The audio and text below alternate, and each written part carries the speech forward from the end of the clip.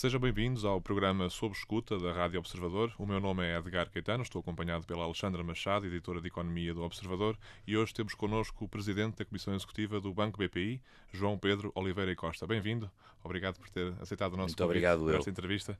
Na apresentação de resultados anuais do BPI há poucas semanas, disse que o banco que lidera não teria capital para comprar um novo banco, mas que ia haver algum interesse e isso aconteceria ao nível do acionista do BPI, que são os espanhóis do CaixaBank.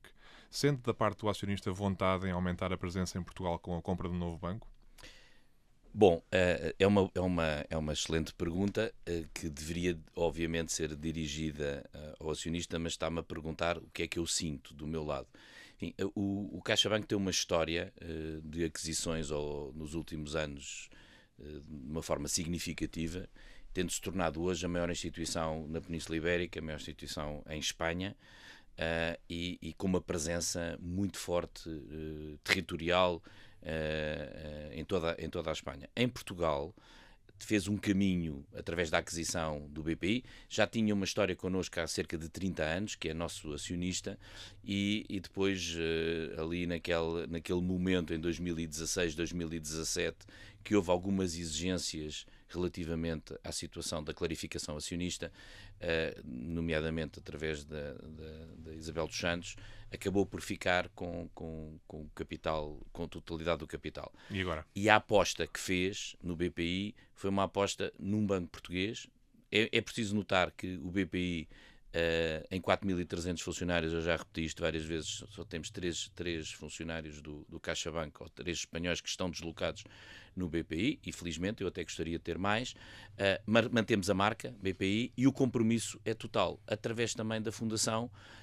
E é importante também referir a participação que o Critéria tem nas empresas espanholas e que tem vontade de investir em Portugal. Mas E por sente isso, que eles querem a reforçar? questão, a vontade do acionista é que o BPI tenha uma presença significativa em Portugal. Eu tenho dito isto também em alguns fóruns. Eu penso que a luta que vai acontecer, a luta positiva para poder oferecer um bom serviço aos nossos clientes, vai ser com uma dimensão maior. E por isso, se me perguntar se eu penso que a dimensão que nós temos é suficiente, a resposta é não. Nós temos que claramente crescer, é esse o nosso objetivo, é isto que diz o nosso plano estratégico, é o crescimento. Enquanto Presidente da Comissão Executiva, o meu mandato é um crescimento orgânico, mas, enfim, cabe ao acionista outras opções que venha a entender como positivas e tem experiência de o fazer. Em novembro, o CaixaBank disse que não está a contemplar qualquer operação de crescimento que não seja orgânico, que é o que acabou de referir. Mas depois ouvimos o Presidente do BPI dizer que uma eventual compra poderia acontecer. Fica-se com a ideia que o Presidente do BPI está com mais vontade que se compre um novo banco do que o Presidente do CaixaBank. Eu acho que é uma observação sua. Não acho que seja nessa lógica. Eu não tenho dito em momento algum que o crescimento tenha que ser através de aquisição. O meu foco é crescer. E esse é o ponto principal, e é isso que eu tenho preparado as equipas e o banco e procurar melhorar o serviço aos nossos clientes nesse sentido. Mas, mais uma vez, cabe sempre ao acionista. Estes são assuntos muito delicados relativamente a este tipo de operações, porque não só porque terá sempre qualquer tipo de negociação com outra entidade que é acionista dessa mesma entidade. Eu tenho mostrado esse respeito muito grande pelo novo banco, pela sua administração, pelos seus clientes e pelos seus funcionários. Por isso eu acho que temos que ter algum cuidado de falar destes temas. Este é um ponto importante. E, além do mais, obviamente que houve demonstração de outros na vontade de seguir uma operação, se ela vier a acontecer, de também fazerem parte. E por isso, nestas ocasiões, não faz muito sentido estar a fazer grandes comentários de pretensões, podem até ser entendidos um pouco. Mas o fora crescimento de orgânico contexto. tem um limite para o BPI, não é? A partir de um determinado nível vai ter mesmo que crescer por aquisição, ou não? Repare, neste momento não necessariamente, porque essa questão pode ser posta da seguinte maneira. A forma como hoje em dia nós oferecemos o serviço bancário claramente vai ter tendência a se alterar. A introdução da inteligência artificial, a maneira como os consumidores se comportam, e nós temos visto outros entrantes que começaram de uma maneira muito ténue no mercado português e que hoje em dia têm um peso significativo no nosso mercado, como é, por exemplo, o exemplo da Revolut. Por isso, há outros modelos que podem dar crescimentos mais rápidos e eu não descarto outro tipo de atuação para crescimentos mais rápidos. Por exemplo, no campo das empresas, onde é claramente um dos nossos focos, nós entendemos que há caminho para crescer. Mas em termos de sinergias, o novo banco não encaixa bem no BPI? Na teoria, qualquer aquisição de duas entidades a operar no mesmo mercado, em que sejam complementares em termos de linhas de negócio, elas vão sempre existir. Enfim, essa é talvez... Já estudou o nível de sinergias que seria possível? Não, honestamente não. E preocupa que o novo banco possa fusionar-se com uma Caixa Geral de Depósitos ou com um BCP que ficam com uma posição de mercado bastante mais significativa? 2 ângulos na minha resposta relativamente a isso. Primeiro, todos os nossos concorrentes e todas as pessoas que operam no mercado, todas as entidades que operam no mercado, têm direito de estudar ou de atuar da maneira como entenderem, desde que cumpram as regras da concorrência e do supervisor. Por isso, primeiro statement, não acho que deva haver, à partida, nenhum tipo de barreiras a ninguém que não sejam aquelas que são determinadas... Nem concorrenciais? Sim, essas sim, claramente, mas essas aplicar-se-iam também ao BPI, se, por exemplo, o BPI viesse a anunciar que queria comprar uma entidade muito maior e que ficaria com uma posição totalmente dominante. Tenho a certeza que os remédios que a Autoridade da Concorrência nos imporia teriam que ser os mesmos. Este é um primeiro plano. O segundo plano, que eu penso mas aí eu já disse em outros fóruns, que quero falar como português e não como concorrente, porque claramente sou parte interessada, que é se faz ou não faz sentido ter uma posição de um banco público com uma posição tão elevada. Isto não se passa no resto dos mercados. Nós temos visto no passado que as soluções às vezes não são as melhores, porque depende muito de quem é que está à frente do banco público. Felizmente, hoje em dia, temos uma excelente administração liderada pelo Dr. Paulo Macedo, que tem feito um ótimo trabalho, mas no futuro pode não ser assim. E no passado nós temos muitas experiências não tão positivas. A injeção de capital que houve na Caixa Geral de Depósitos não foi só a última injeção de 3,5 mil milhões de euros. Houve um número significativo de injeção de capital ao longo dos anos, desde 2004, que nós todos temos memória curta, mas que foi muito significativa, aproximando-se àquilo que acabou por nos custar a falência do BES. E por isso é importante perceber que isto, a certa altura, é importante que haja algum equilíbrio, penso eu, isto é a minha opinião, entre aquilo que é o setor privado e o setor público, principalmente quando esse setor público tem o mesmo objetivo de concorrência. Os mecanismos da Comissão Europeia que limitam as ajudas do Estado não o confortam nesse aspecto, é isso? Acha que pode haver concorrência desleal por ser uma entidade pública? Eu não gosto da palavra confortam porque, mais uma vez, toda a Caixa Geral de Depósitos e o Estado têm todo o direito de atuar em relação ao novo banco, conforme entender, ou em relação a qualquer outra operação que venha a aparecer. Terá que se reger, penso eu, tal e qual como nós, pelas regras de mercado. E por isso não é uma questão de conforto, é uma questão do vai ter que ser de uma determinada forma. Mas eu não estou focado, sinceramente, no tema se a Caixa Geral de Depósitos pode ser ou não pode ser um comprador do novo banco.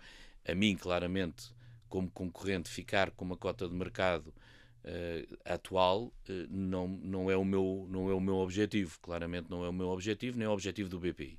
E por isso é claro no nosso ponto de vista. Como é que nós o vamos alcançar? Para já temos um plano, um plano principal de atuação, que é um crescimento orgânico, mas não será esse, pelo menos enquanto eu estiver nesta posição, o meu objetivo é crescimento. Uhum. A posição competitiva do BPI nessa circunstância fica demasiado pequena, se não demasiado pequeno, é isso, se não avançar para uma compra de uma entidade Terá que nos maior. levar a uma importante reflexão sobre como é que nós nos queremos posicionar no mercado. Eu penso que cada vez mais, e isto tem sido dito pelo relatório Draghi, o posicionamento das empresas europeias e nomeadamente dos bancos, e isso está fomentada inclusive pelo Banco Central Europeu, tem que haver uma dimensão mais importante. Repare, nós temos desafios incríveis pela frente. Temos o DORA, que é uma nova legislação altamente exigente. Temos o tema da cibersegurança, é outro tema altamente exigente. E por isso, temos a introdução da inteligência artificial e os investimentos que são precisos fazer nas infraestruturas dos próprios bancos e a adoção. É preciso dimensão. É preciso dimensão para atrair talento, para continuar a crescer, para apoiar a economia. Eu, a certa altura, se eu tenho problemas de dimensão para apoiar a economia, é um problema também. O BPI fica ainda mais pequeno se o novo banco se unir à Caixa de Depósitos ou ao BCP. Enfim, também criam oportunidades. É importante perceber que qualquer operação que possa acontecer também surge oportunidades, acabam por surgir algumas oportunidades. Mas claramente será um tema que nos exigirá reflexão. Mas se fosse gestor da Caixa, com rácios de capital elevados e lucros anuais de quase 2 mil milhões de euros, como é que um banco assim deve usar o capital que não com fusões e aquisições? Limitar-se a pagar dividendos cada vez maiores? Eu não vou entrar nessa. Não vou mesmo, porque é assim, eu respeito imenso o Dr. Paulo Macedo e a sua equipa, e ele saberá o que fazer, e o seu acionista. Não vou mesmo entrar, porque eu não gostaria que me fizessem o mesmo, por isso não vou. Mas falando sobre a Caixa, o presidente da Caixa, Paulo Macedo, disse que se um banco espanhol comprar um novo banco, isso levará, pelas suas contas, a que 45% da Banca Nacional seja detida por acionistas de outros países, neste caso Espanha. Disse que não conhece nenhum caso de outro país onde isto aconteça. O presidente da Caixa, obviamente, é uma pessoa experiente neste setor e não só, portanto, terá razões para ter essa opinião. Compreende a preocupação que ele manifestou? Repare, ele está a defender a sua dama e eu entendo, tem um acionista que também afirmou algo parecido publicamente, enfim, não quero estar a comentar o que é que o Dr. Paulo Macedo pensa ou não pensa, está no seu direito. O que eu penso relativamente a este assunto é o seguinte, e já o tenho dito também. O maior parceiro comercial português é Espanha. Espanha é a 15ª maior economia do mundo.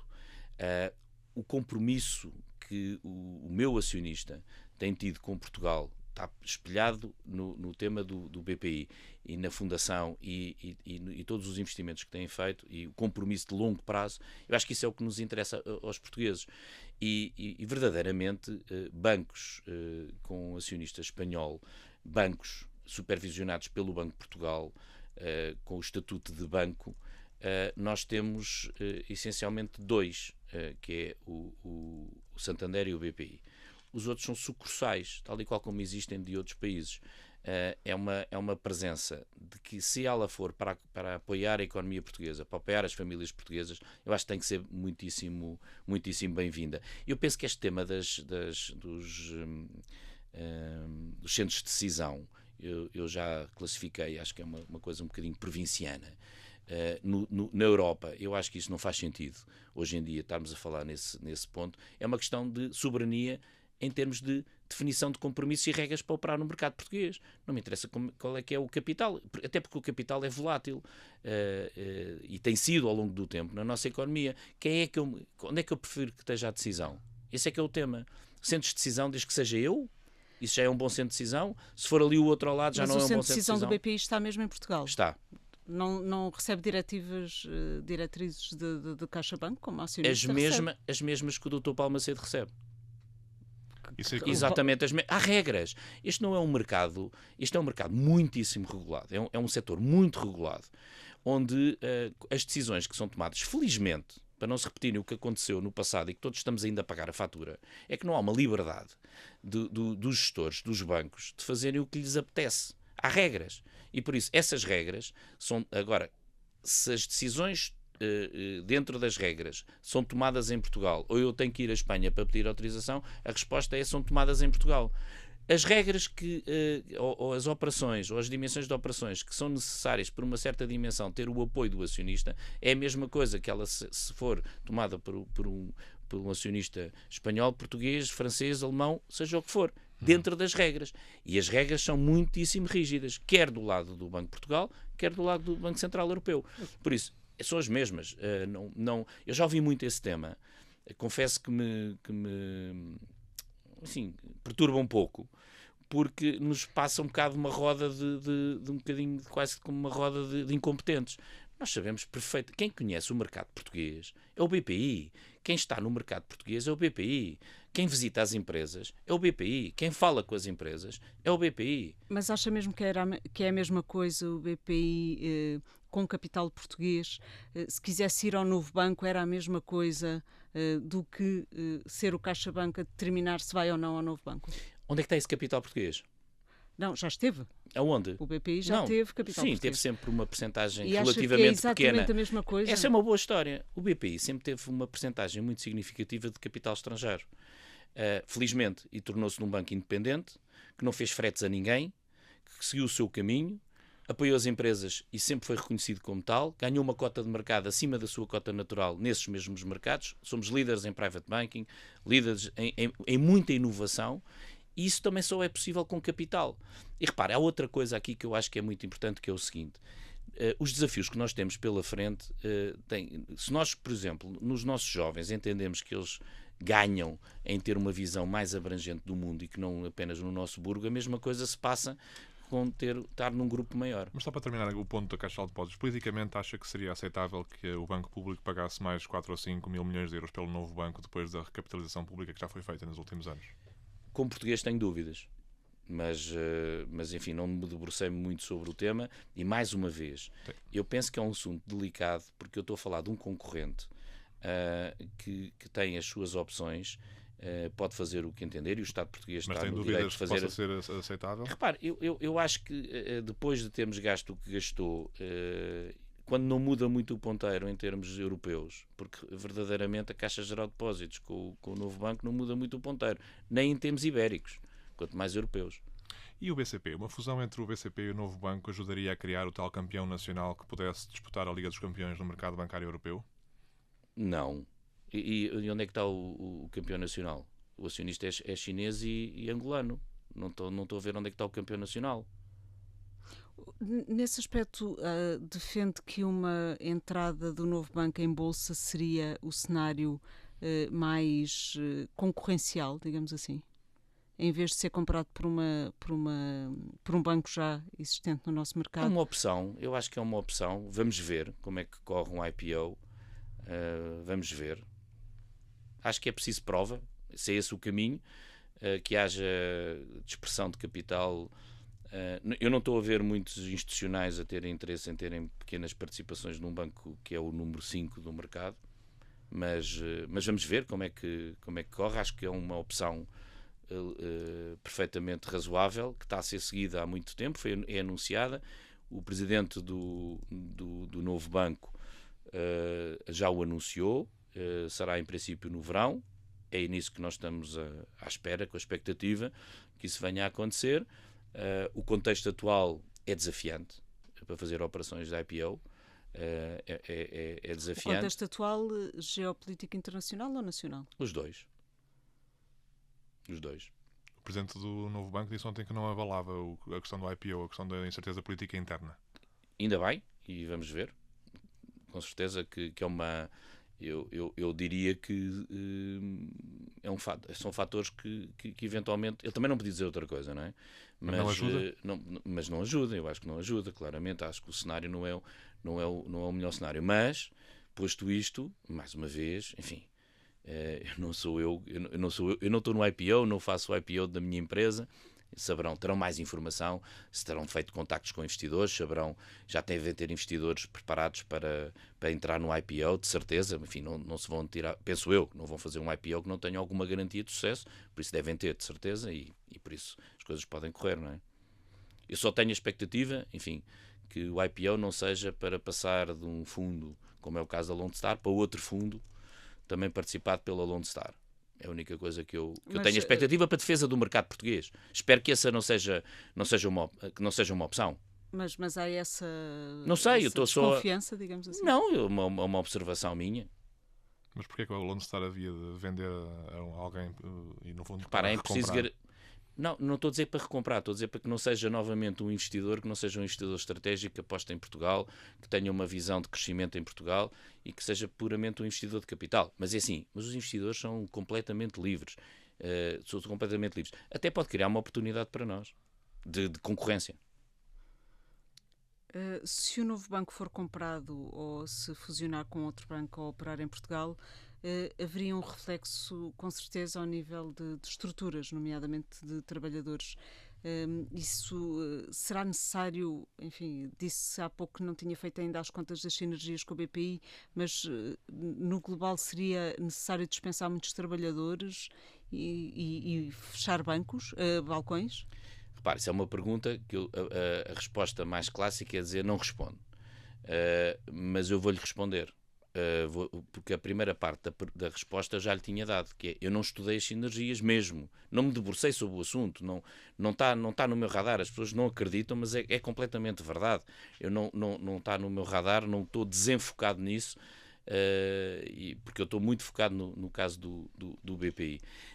Eu penso que o mais importante do que pensar o número de trabalhadores que estaria ou não estaria a mais numa questão de uma fusão é a transformação que hoje em dia a banca está a sofrer. E eu tenho notado um aspecto, e nós estamos a fazer esse movimento, nós estamos a contratar pessoas, nós estamos a crescer em termos de número de pessoas, desde mais ou menos há 6 meses para cá, é de uma forma sistemática, contratámos muitos jovens durante o ano 2024, e a pergunta é, o que é que mudou? O que mudou é o comportamento dos clientes. Eu preciso ter mais pessoas no banco. O tema da competitividade dos bancos vai ser um dos temas principais daqui para a frente. E por isso, quer se ponha com junções com outros, quer unitariamente, isto vai ser um tema. Vai ser um tema. Os 5 maiores bancos a operar em Portugal, onde o BPI se inclui, tiveram quase 5 mil milhões de euros de lucros em 2024, ainda mais do que os lucros históricos de 2023. A expectativa é que os lucros dos bancos possam baixar já em 2025 e nos próximos anos? Sim.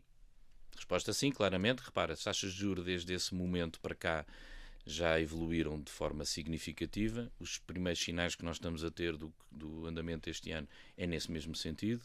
Eu já tenho dito, no lado das receitas, não estou a ver que haja aumento de comissões nem espaço para isso. Enfim, acho que os bancos, inclusive, vão ter que repensar a sua estrutura de comissões e vão ter, por uma questão de concorrência, por isso concorrência entre eles. Isto é um tema que vai continuar e por isso eu penso que o volume será aqui a palavra de ordem. Em termos de margem financeira, claramente que as margens vão se estreitar e estão-se a estreitar significativamente e por isso eu espero é que não venha um pânico ao contrário de notícias quando os resultados dos bancos no primeiro trimestre apresentarem já, comparando com o primeiro trimestre de 2024, quedas significativas. Eu acho que vamos ver o outro reverso da medalha.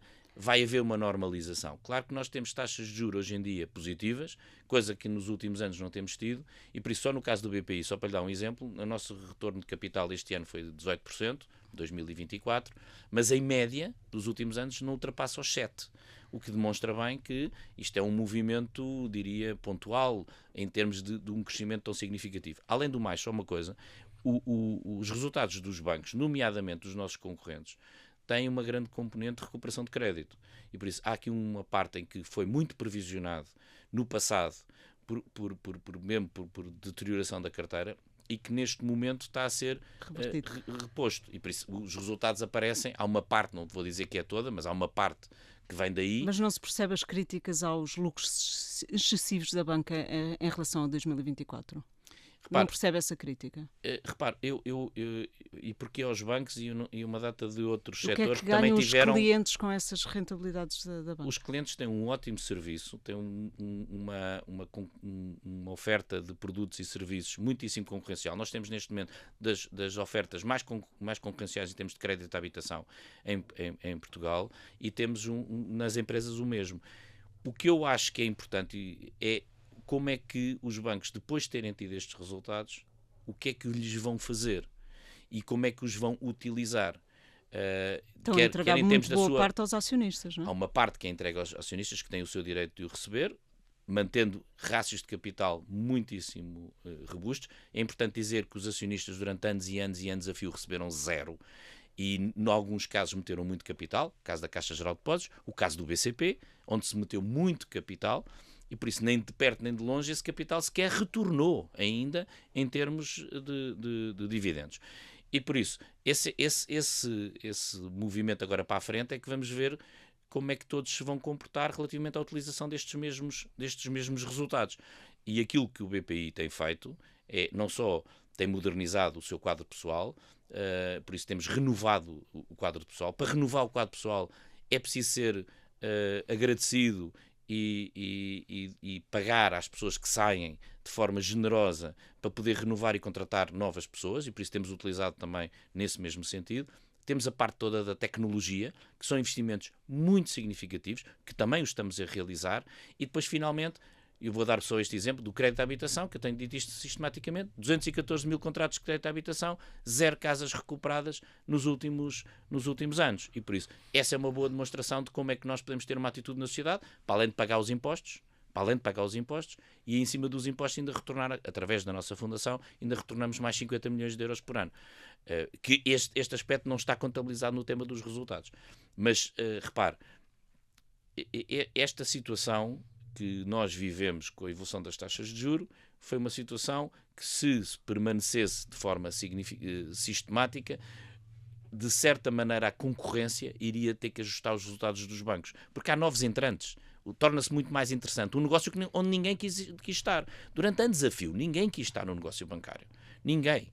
Hoje em dia, temos vários neobancos e vários entrantes a dizer, sim, agora interessa-me porque as taxas de juros são positivas e porque os resultados são interessantes. Mas vamos assistir a uma redução significativa dos resultados. Mas essa normalização acha que vai acontecer quando? No primeiro trimestre ainda não se verá essa normalização? Vai ver durante o ano de 2025 todo. Não, repare, se olhar para os resultados dos bancos na margem financeira, só na margem financeira do último trimestre de 2024, comparando com os trimestres anteriores, vai sentir uma queda significativa. E por isso eu acho que há muita limpeza que foi feita que terminou. Uma queda em comparação com uma subida significativa, não é? Certo. Com um nível alto. Certo, claro. Não certo, significa mas vai ver que vai completamente normalizar para valores bastante mais baixos. Mas noutra parte do produto bancário, em particular o tema das comissões, o BPI cobrou 327 milhões de euros em comissões na atividade em Portugal, mais 7% em termos comparáveis. Como é que num ambiente concorrencial os bancos não estão a competir mais via comissões, sobretudo numa altura em que a margem financeira, apesar de tudo, ainda é elevada? Nós crescemos muito no volume e por isso nós temos oferta de alguns produtos que não são com margem financeira, são com comissões, nomeadamente o que diz respeito à venda de seguros, à venda de fundos de investimento, produtos de poupança, tem embutido uma comissão pela gestão desses mesmos ativos e nós crescemos aí significativamente e também no número de clientes que nós fomos angariando ao longo do tempo. E por isso, nós temos mais atividade. Não aumentámos as tabelas, eu tenho dito isto significativamente. Mas também não as baixaram, nem o BPI, nem a generalidade dos bancos, em termos nominais, pelo menos. Não as baixámos e eu penso que o que nós temos que melhorar é a oferta de um serviço de qualidade que justifique essas mesmas comissões. É importante dizer que tem havido inflação e por isso, se nós fôssemos a ver com qualquer empresa, eu teria aumentado os preços pela inflação e não o fiz. Por isso, de certa maneira, não é um aumento, não é uma diminuição direta, mas é uma diminuição relativa e por isso esse aspecto tem sido contemplado. Mas, mais uma vez, esta tem sido sempre uma tónica que tem sido dada relativamente ao tema dos bancos, que querem ver com a margem financeira, por exemplo, o tema das taxas dos depósitos ou o tema das comissões. Vamos ver, nós estamos num mercado completamente concorrencial e aberto e por isso não há ninguém aqui que tenha um domínio que determine e por isso o mercado funcionará. Por isso, se houver algo que esteja fora de mercado, ele funcionará. Mas eu penso que é interessante sempre esta observação, que há um foco muito grande no nosso setor. Ainda bem, há muito interesse, mas há outros setores também que lucraram bastante, e bem, e tiveram um caminho muito significativo durante este período. E não foi só os bancos. Já falámos dos clientes, dos acionistas e os trabalhadores. Vão usar algum instrumento daqueles que ficaram previstos para 2024, como o que ficou conhecido como 15º mês, para premiar de alguma forma os trabalhadores do Banco BPI? Nós temos uma remuneração, temos um programa de remuneração bastante competitivo, daí a razão pela qual nós contratámos 225 jovens abaixo dos 30 anos das melhores universidades portuguesas durante o ano de 24.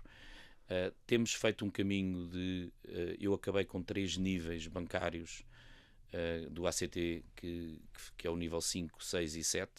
Por isso, as pessoas que ganhavam menos no banco, ao acabar, é que ninguém pode ser contratado, nem ninguém pode ter aquele nível.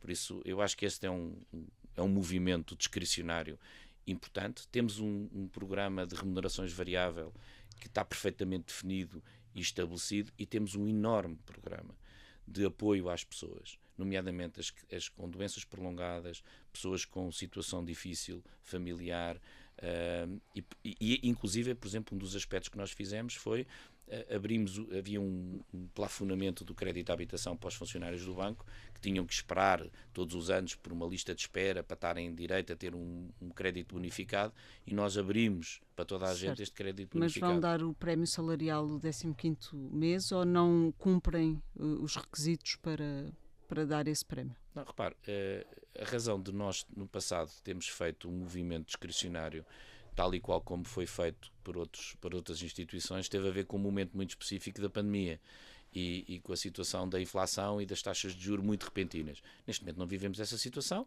os salários foram normalizados, subiram significativamente. Neste momento, eu penso que, comparando com qualquer outra indústria, os trabalhadores bancários são bem remunerados.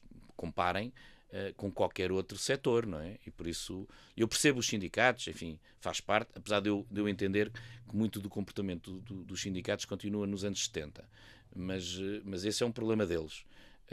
A mim o que me compete e o que a mim me interessa é as pessoas que trabalham no BPI.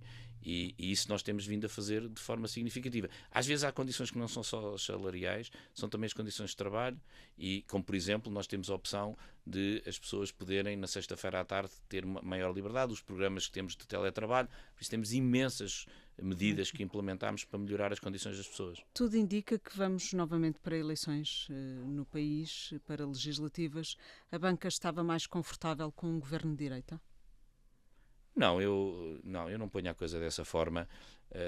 Eu já disse também, eu colaboro com qualquer governo a favor de Portugal, qualquer um, e estarei completamente disponível para apoiar, ajudar naquilo que me solicitarem, para qualquer governo que tenha como fim desenvolver Portugal, apoiar Portugal e que crie um futuro claro.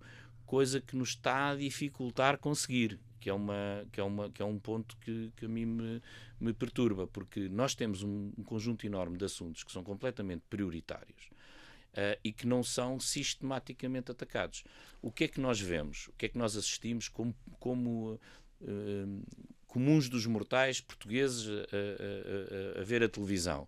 Nós vemos que as pessoas estão mais preocupadas com as pequenas gincanas e com as pequenas tricas e com as pequenas farpas, e por trás há portugueses, há um país, há um contexto muito desafiante e que é preciso atacá-lo. Em quê? Olha, primeiro, falta-nos habitação para os nossos jovens, um programa fortíssimo de construção de habitação.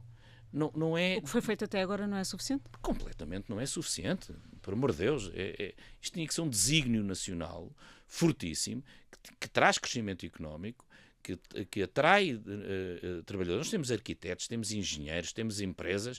É uma questão de desenvolvimento, é uma questão de foco. E às vezes o governo e o Estado, para mim, são impulsionadores e motivadores de uma economia que, felizmente, repare, nos últimos anos, mesmo com tudo o que tem acontecido, nós temos tido crescimentos muito significativos na Europa. Isto deve-se a quê? Aos empresários e aos portugueses que, de certa maneira, seguiram com as suas vidas. Porque se nós estivéssemos à espera que o Estado fizesse alguma coisa, teríamos parados. Felizmente, acho que nós todos, coletivamente, já adotámos uma forma de estar que é Portugal é capaz de fazer por si próprio. E é o que nós estamos a fazer. O país está a fazer. Mas que impacto é que estas crises políticas sucessivas podem ter na economia portuguesa?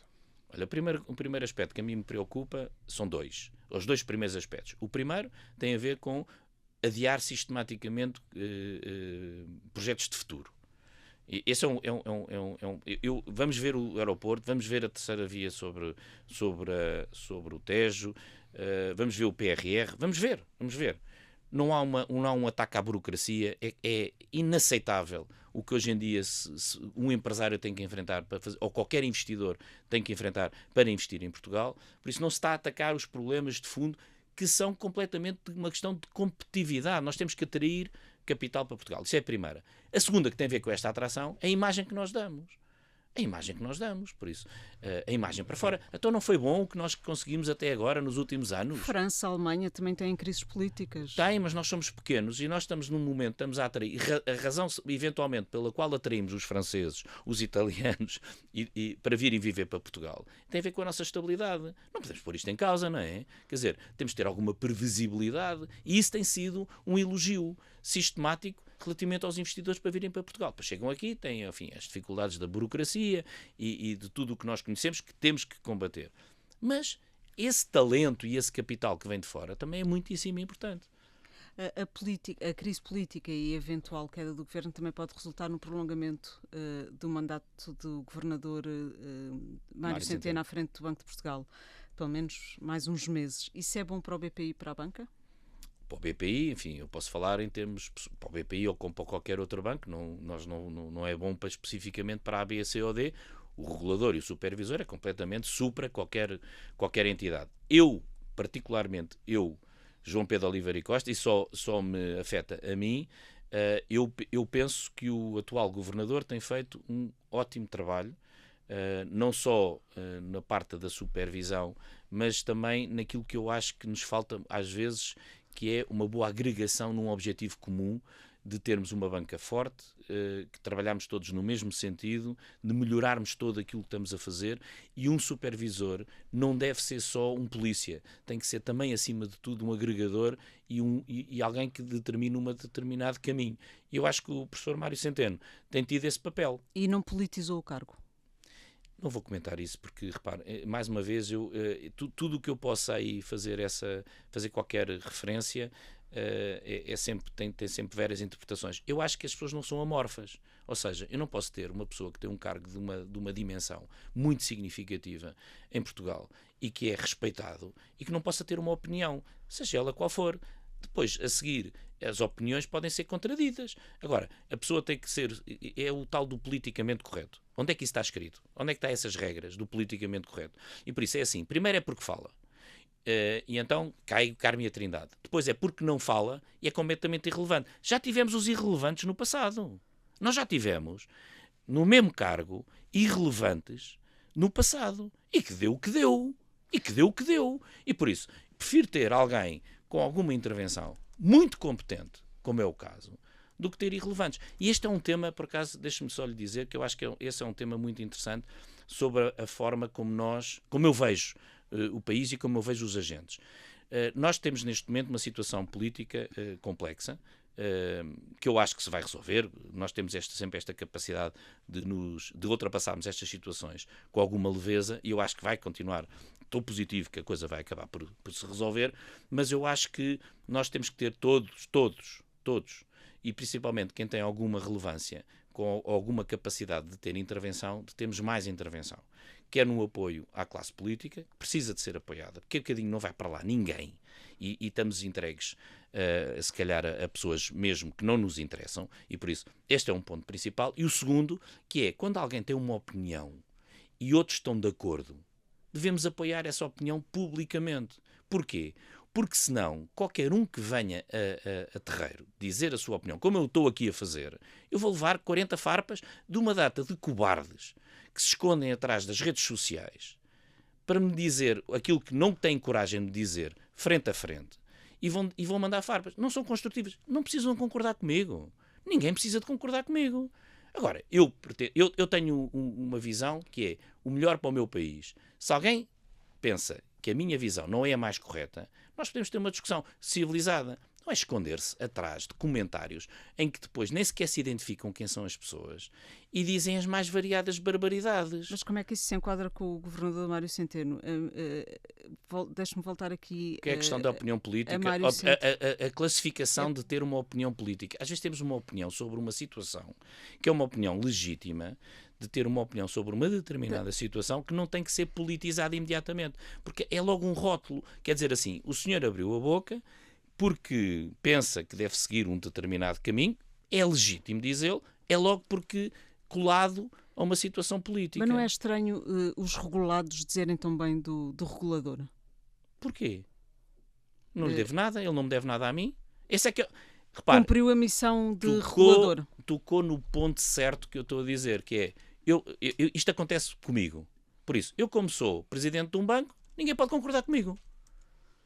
E se alguém concordar comigo, lá vai o tema, está a concordar. Os seus jornalistas, a mesma coisa. Por isso, não conseguem... é um aspecto que não conseguem ultrapassar. Por isso, por eu ter a função que tenho, já não se pode concordar comigo. Eu já tive essa situação, sabe? Eu já cheguei a um sítio muito desagradável, em que nós tivemos uma ideia fantástica, os bancos, em conjunto. E fizemos uma doação enorme, das maiores doações que houve em Portugal, para o Banco Alimentar contra a Fome. E eu estava lá. E chegou um alto dignatário, que eu não vou referir quem. E o seu chefe de gabinete disse-me, bancos não, porque não podia aparecer na fotografia. Mas quando nós estivemos neste mundo, eu não concordo com esse mundo, para lhe dizer a verdade, não concordo com esse mundo, não faço parte dele. Temos ainda um minuto para falar sobre a garantia pública no crédito à habitação aos jovens. Muito rapidamente, queria só perguntar-lhe se está a ter a adesão que esperava que tivesse. Está até, diria, um pouco acima daquilo que eu esperava. Acho que é uma medida positiva. Tem algumas nuances. Todas as medidas têm os seus prós e contras. O pró é que está a proporcionar que uma data de jovens tenham acesso à casa. Acho que é bom. O segundo, claro que aumenta um pouco a procura num sítio onde não há oferta. Claro que tem algum impacto no preço e admito que isso também possa ter alguma influência, mas também carece de prova. Eu penso que o ponto principal é olhar para o lado brilhante da Lua, que é há um conjunto enorme de jovens que de repente conseguem adquirir uma casa e eu acho que esse é um aspecto positivo. Os bancos, como sabemos, tinham vontade e têm vontade de apoiar esse mesmo movimento. Há um tema regulatório que era preciso encaixar, foi encaixado e está resolvido. Mas foram estipulados plafons para cada banco. Quando é que o BPI estima que o seu plafon fique coberto? Eu não tenho a certeza dos timings, quando é que isso será coberto. O Sr. Ministro das Finanças tem já vindo a público dizer que está disponível para aumentar esse mesmo plafond. Eu acho que muito em breve o plafond geral dos bancos vai terminar. Eu entendo que seria completamente desejável continuar, até porque eu não prevejo a utilização da garantia do Estado. Não prevejo. Não só porque a análise do risco foi bem feita e é bem feita pelos bancos. Em segundo lugar, porque os jovens têm os seus empregos e têm as suas condições e pagam, e vê-se pelo que o crédito à habitação tem de crédito mal parado. Estamos a falar valores inferiores a 2%, por isso não penso sequer que o Estado vá utilizar essa mesma garantia. Acho que foi uma medida positiva nesse sentido. Eu prefiro muito mais que o meu filho invista numa casa do que alugue, em que ele está a pagar mais até do que pagaria pelo crédito à habitação e não fica com casa nenhuma. Por isso eu acho que esta é uma boa medida e até nos devia de levar a pensar, enquanto não tivermos uma solução para a habitação, até onde é que nós poderíamos ir neste tipo de medidas para apoiar os jovens para conseguirem adquirir uma casa. Tem alguma ideia? Até onde é que nós poderíamos ir? Eu penso que nós devíamos de ir o máximo que fosse aceitável dentro das regras que pode ser imposto, quer para o Estado português, que é pela regulação. Mas concretamente alguma coisa que... Não tenho nenhum valor em concreto, mas acho que devemos ter essa ambição. Dr. João Pedro Oliveira Costa, muito obrigado por ter vindo ao Sob Escuta da Rádio Observador. Muito obrigado obrigado a vocês.